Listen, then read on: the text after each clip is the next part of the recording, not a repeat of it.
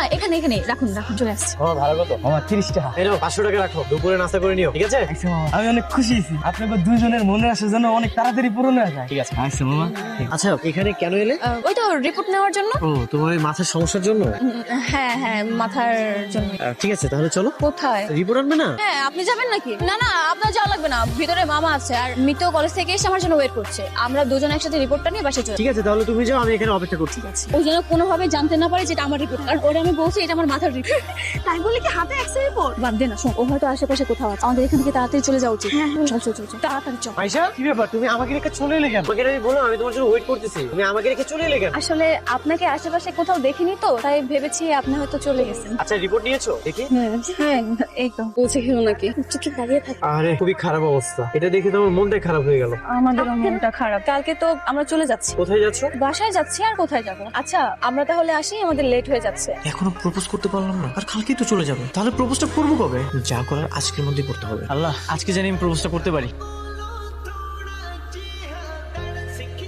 রে কালকে তুই চলে যাবি, তারপর তোর পাগল রোমিওটার কি হবে রে? সে তো তোর সিগনেচার আর সেলফি নিয়ে সারা জায়গায় ঘুরে বেড়াবে। আমি না তাই ভাবছি জানিস। আচ্ছা আমি চলে যাওয়ার পর তুই সব সত্যিটা বলে দিস। কোন সত্যি? আরে এই যে আমাদের সবকিছু সাজানো নাটক ছিল, সবকিছু বলে দিস।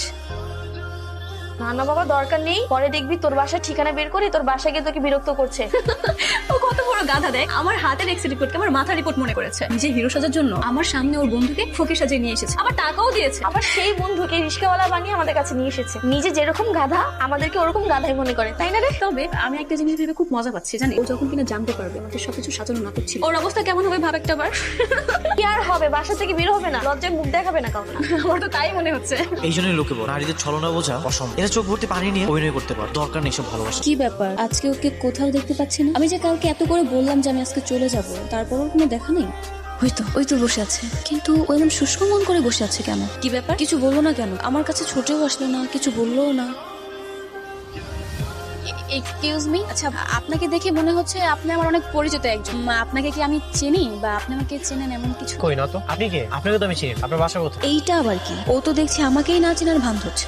না আসলে হয়েছে কি, আমার একটা রোগ রয়েছে, মানে ভোলা রোগ। আমি আপনাকে চিনি না, আপনি হয়তো আমার মতো কাউকে দেখেছেন। ও কি সত্যি সত্যি মন ভোলা রোগী হয়ে গেল? না হলে ও এমন করছে কেন? এটা ওর একটা ফোন দি। কি হলো, এখানে দাঁড়িয়ে আছেন কেন?